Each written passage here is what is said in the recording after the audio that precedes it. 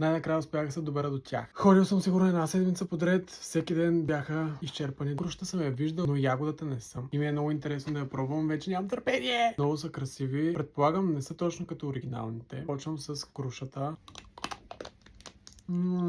Очаквах крънчето отвън да е доста по-крънче. Но крема отвътре е божествен. О, вау!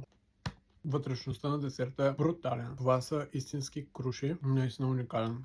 Уникален. Сега разбирам хайпа. Сега ще пробвам ягодата. След крушата не знам какво да очаквам. Не знам дали може да ми хареса повече. Ягодата е брутална.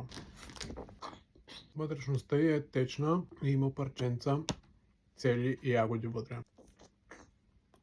Вау. 10 от 10. Определено се заслужава хайпа. Заслужават си парите по 12,50. Всеки един от плочата, независимо с какъв вкус е, просто е жесток. Не се усещат много тежко, а са много вкусни.